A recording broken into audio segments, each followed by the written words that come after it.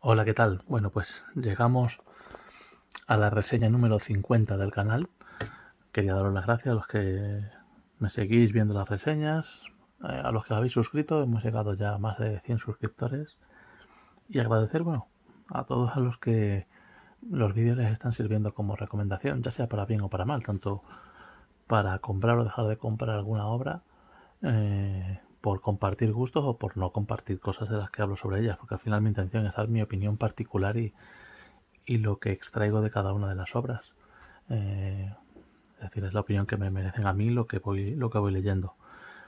Pero que algo me guste o me deje de gustar puede hacer que alguien opine igual que yo o lo contrario. Así que, pues eso, espero que os sirva de ayuda esas pequeñas referencias. Y para este vídeo 50, pues quería reseñar alguna obra en especial. Bueno, he elegido Sweet Tooth, de uno de mis autores favoritos actualmente, de Jeff Lemire, que además es ahora muy de moda por la adaptación que hay en Netflix en serie. Así que bueno, vamos a reseñar Sweet Tooth, la obra completa. Se ha reeditado hace muy poco en estos dos volúmenes de ECC. El volumen 1, que incluye las grapas del número 1 al 18, y la 2, que incluye de la 19 a la 41, creo. 19 al 40. Esta segunda incluye además un número extra, una pequeña historia extra al final. Yo particularmente la habría incluido quizá en el primero, porque ocurre al principio de la historia, pero bueno, está incluida al final para que no haya ningún tipo de spoiler. Vamos a empezar a reseñar por orden los dos volúmenes, aunque es una obra única. No tiene sentido la lectura de uno sin el otro, a no ser que empieces a leer el primero y no te interese o no te guste. Sería el único motivo, porque son muy continuistas.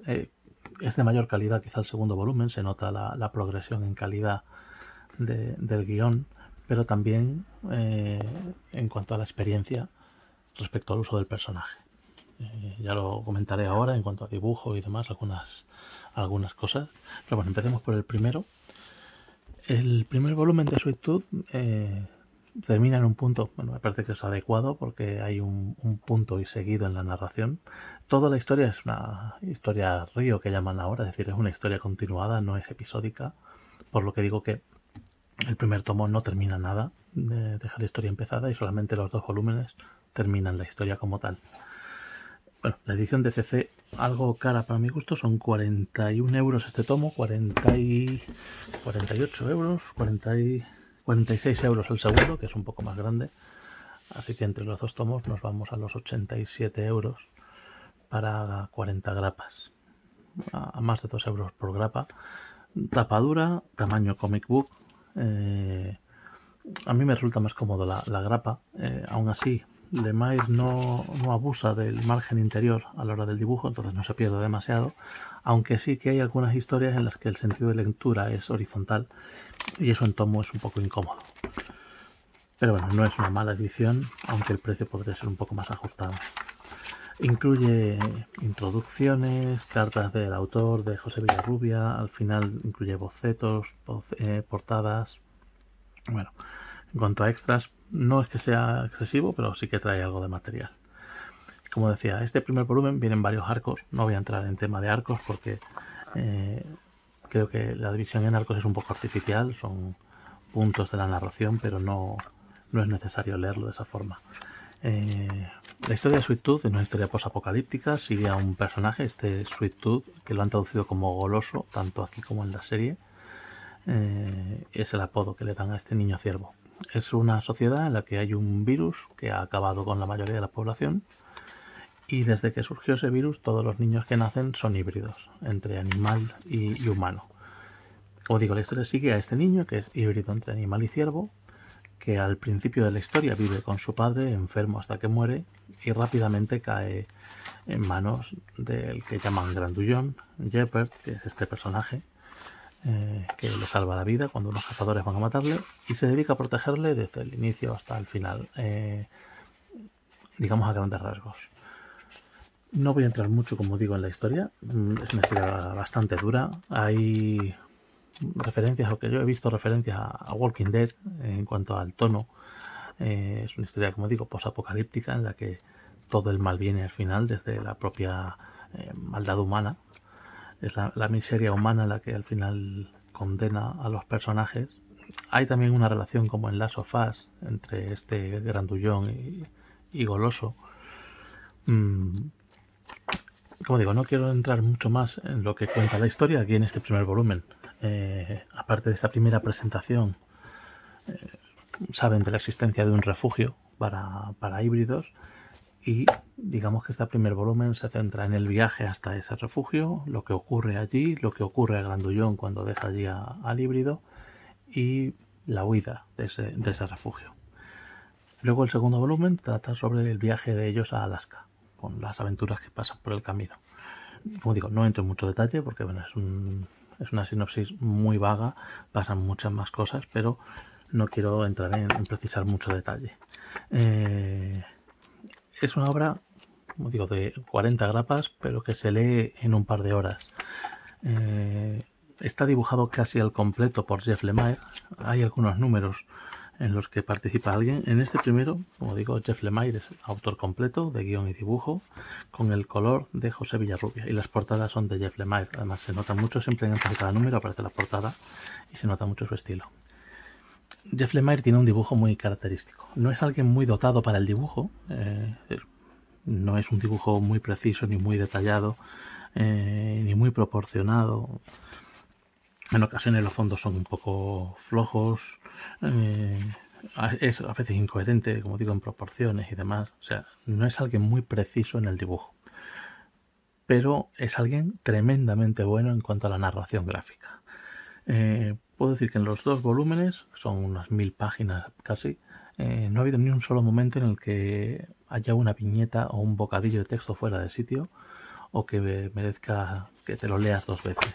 Es decir, toda la narración fluye perfectamente y hacia el segundo volumen, en el que sí que hay algún autor invitado y se echa de menos al autor original, a Lemire, en el segundo volumen decía, sí que hay algunos momentos, que ahora explicaré, en los que ya la narración usa muy bien el lenguaje propio del cómic para ser más descriptivo. Aquí bueno, tenemos alguna página con viñetas de detalle, por ejemplo, en el que el propio movimiento de la página con los bocadillos de texto te confiere fuerza, te confiere el golpeo, ritmo, los colores.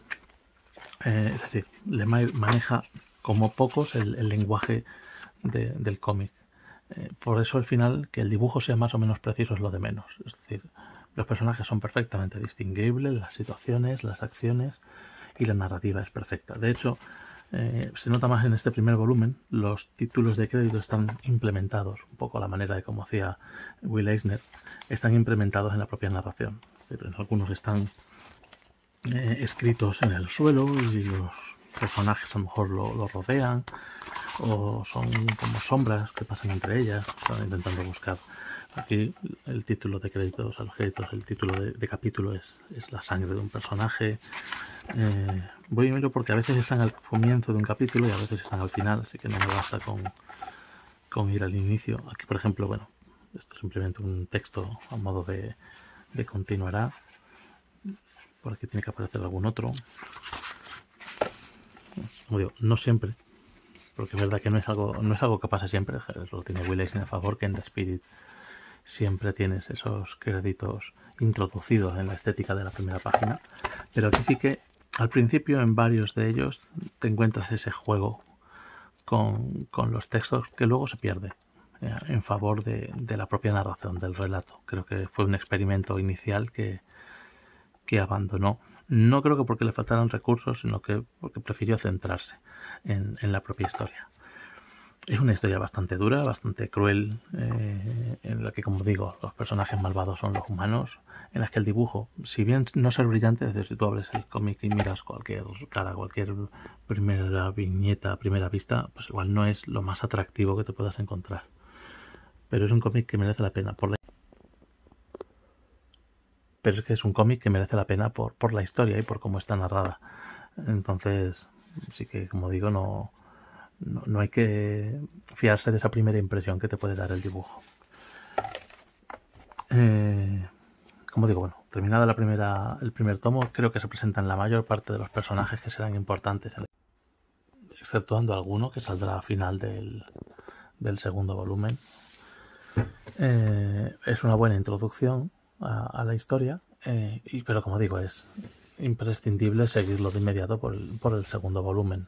O sea, no tiene mucho sentido como obras independientes. O no tiene ningún sentido. En el segundo tomo, como os decía, sí que aparecen autores invitados. No muchos. Aquí tenemos a Jeff Lemire como autor completo de guión y dibujo, José Villarrubia y Jeff Lemire el color. Pero sí que tenemos a 3 personas, Matt Kindt, Nate Powell y Amy Lennox, que hacen portada y dibujos en el primer capítulo, Senderos Perdidos.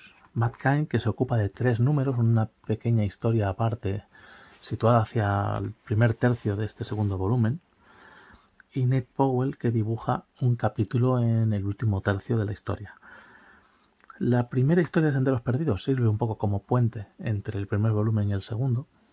El taxidermista, que son 3 números, es un flashback que aclara mucho de lo que ha ocurrido. De hecho, después ese trozo de historia se retoma a modo como de subtexto del último arco argumental de la historia.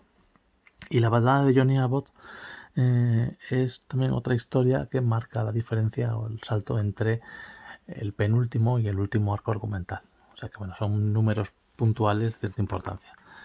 Vamos a repasar un poco el dibujo de esos números. Este primero, que está dibujado entre Matt Kindt, Nate Powell y Amy Lennox. De los 3, Matt Kindt es el que peor dibuja. Podría incluso quizás ser peor dibujante que Lemire. Le pasa lo mismo, se centra sobre todo en la narrativa, pero creo que su dibujo es más flojo. Mientras que Nate Powell y Amy Lennox, el dibujo quizá sea más llamativo, sobre todo Nate Powell, que tiene un dibujo bastante más calidad. Y la verdad es que se nota. Cuando estás viendo el dibujo, notas un dibujo más detallado, unas tintas con más detalle. Y si bien se agradece, aquí tenemos sin embargo el dibujo de Amy Lennox, que es más sencillo.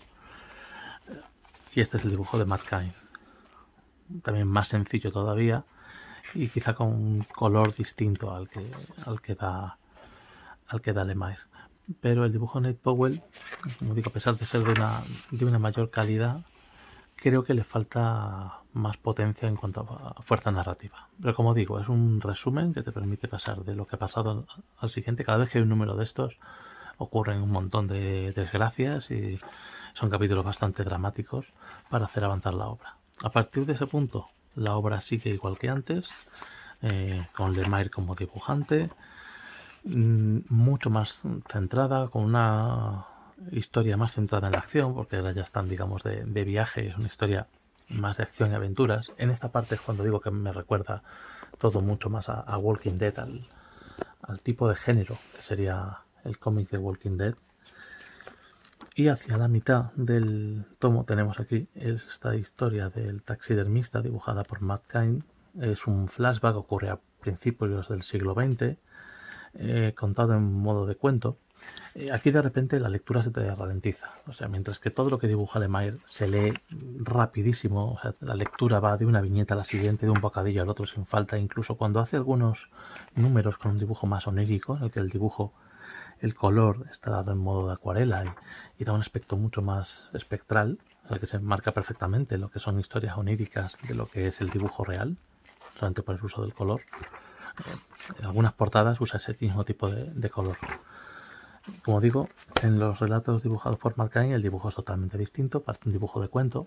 En este, como digo, echo de menos a Lemire, porque la narración es mucho más torpe. Aunque lo que cuentan es muy importante, además se nota desde el principio la importancia que tiene para la historia, pero yo habría preferido a Matt Kindt forzando el dibujo a un estilo distinto antes que un dibujante nuevo. Pero bueno, entiendo que se prefiriese usar un dibujante que no tuviera nada que ver con el dibujo habitual para separarlo del resto. Continúa la historia y llegamos hacia el final, donde hay otro número dibujado por Nate Powell con un dibujo mucho más detallado. A ver si lo encontraba por aquí. Por aquí tenemos el número que está publicado en horizontal. Bueno, no sé en qué punto está, porque tampoco quiero que se vea demasiado para que no haya mucho spoiler en la historia. Pero aunque el dibujo es más detallado, en este caso, aquí está, este es el número que decía, un dibujo con una cantidad de tinta superior, mucho más detallada. O sea, el dibujo es claramente superior al normal en este cómic, pero la narración es inferior. Y la historia al final no deja de ser un flashback revelador sobre los personajes que van a ser importantes a partir de ese momento, aunque ya se les conoce desde el principio, pero resulta un poco anecdótica. Es decir, no te cuenta nada que no hayas podido deducir de la lectura de lo anterior. Y justo antes de ese tenemos un número. Hay uno aquí, creo que hay otro un poco más al final, y hay otro al final del primer tomo. Números que están publicados en horizontal. Sigue un estilo de cuento, es decir, además dibujo con texto, aunque aquí después ya comienza con cómic. Lo que se narra en cómic es muy importante, aunque luego vuelvo otra vez al dibujo con texto. Pero a mí se me hace incómodo tener que girar, voltearlo. Si lo estás leyendo sentado en algún sitio, tienes que apoyarlo en algún sitio para poderlo leer. En grapa es algo cómodo y original para marcar una distancia con el resto de números, pero en un tomo es incómodo. Como decía, en el tomo 1, este relato aparece al final, es un cuento, no tiene mayor relevancia que lo que cuenta el propio cuento. Aparece por aquí, como digo, las aventuras del niño y el grandullón, y es este formato de cuento. También tiene alguna página de cómic, es igual que el otro, pero como digo, no tiene la importancia que tiene el segundo, aunque sea el final de este arco y inicio del siguiente. Pero en cuanto a la incomodidad de leerlo, es la misma en un caso y en el otro. A partir de aquí, como digo, ya es todo Lemire con su dibujo habitual hasta el último número, que se arrastra la historia bastante. No voy a contar nada del final. No es sorpresa, es todo muy coherente. Quería comentar, pues eso sí, y es hacia el final, varios momentos en los que vemos que la narrativa de Lemire ha mejorado. Es decir, en la parte final tenemos algunas páginas como son estas, en las que la narración principal en el pasado se acompaña con la narración en el presente en la parte inferior. O sea que esos hechos no ocurren a la vez, no en momentos temporales distintos, pero hacen referencia a lo mismo, los mismos lugares y las mismas situaciones, en los que durante un momento aparecen incisos de flashbacks y demás, pero siempre que tienes este formato de arriba y abajo sabes que estás en esos momentos, en los que aparece el dibujo de Matt Kindt de los 3 números que aparecen a mitad de este tomo, porque aquí es cuando se hace referencia, expresa lo que ocurre ahí. Son números más dedicados a la acción. Aquí tenemos otro en el que, por ejemplo, aquí tenemos una página con un diseño circular en el centro, que es algo en lo que suelen perderse muchos los autores, y sin embargo aquí todo pasa como tendría que ocurrir. Es decir, el sentido de lectura de viñetas normal es que leas aquí, aquí, y aquí al ver este dibujo obviamente saltas a esta viñeta, lees estos textos, lees a este texto, y de aquí pasas a esta viñeta, a esta, pasas a estas dos, saltas a estas tres, aquí, aquí y terminas aquí. De forma que sigues esto. De hecho, al llegar, digamos, aquí puedes leer esta. Esta es una intervención que ocurre a la vez que esto. Es decir, que da igual si lo lees antes o después. Es decir, una página que puede ser confusa a la hora de plantearla y se lee perfectamente, sin ningún tipo de problema. Hay alguna otra un poco más adelante, como digo, son páginas de más acción donde te puedes permitir, aquí por ejemplo, en estas páginas con viñetas en vertical, lees esta y saltas obviamente a este bocadillo para luego seguir su rumbo por la escalera hacia arriba hasta aquí, abajo, y lo que encuentras. Que obviamente la sorpresa te viene revelada porque está en esta página. Si fuera a la vuelta podría ser más sorprendente lo que encuentra, pero no busca yo creo sorpresa, sino simplemente sorpresa en el personaje, no en ti como lector. Como digo, aquí ya Lemire empieza a usar cosas narrativas visuales. Hay aquí un momento con una mecha, aquí empieza una escena de acción en la que enciende una mecha y la mecha sale por el borde de la página hasta la página siguiente y explota el camión. O sea, hace algunos juegos muy sencillos, no abusa de ellos, pero demuestra que maneja perfectamente la narrativa de cómic. Entonces, como digo, es un cómic con una muy buena historia posapocalíptica, de acción. No llega a tener terror, pero sí un thriller opresivo. Es un cómic que está correctamente dibujado y excepcionalmente bien narrado. Se lee muy muy rápido, es muy satisfactoria su lectura. Quien los tenga pendientes y le dé cosa cuando esté con la serie, tardas en leerte los 2 tomos, pues lo mismo que en verte un par de capítulos de los 8 que tiene. O sea que digo que cada tomo en 45 minutos, una hora, y prestando atención al dibujo te lo has leído y con bastante aprovechamiento. Si eres muy lento, en 3 horas lo tienes leído. Lo único, bueno, pues tener 3 horas para sumergirte de lleno en la obra. Sí que creo que merece la pena leerse del tirón, porque es una obra muy, muy continuista en su narración. Así que bueno, pues era una de las obras que tenía pendientes de leer de Jeff Lemire, porque más o menos llevo al día todo lo que va publicando actualmente, lo que me da tiempo a llevar al día, porque es bastante prolífico. Tengo alguna obra pendiente de terminar suya, como Gideon Falls, por ejemplo, o alguno de los últimos arcos de los que son spin-off de Black Hammer. Y bueno, pues alguno de ellos quizá también comente, porque realmente es un autor de los que no hay prácticamente nada que me haya disgustado. Todo me gusta entre normal y mucho, y algunas cosas como esta me gustan muy especialmente. Así que bueno, creo que no había una mejor obra para celebrar estas 50 videoreseñas que este Sweet Tooth, que es una clarísima recomendación y un imprescindible en cualquier biblioteca de libro y de cómic. Así que bueno, muchas gracias por los que os suscribís, por los que seguís los vídeos y bueno, por los que me animáis a seguir reseñando las cosas que voy leyendo. Un saludo.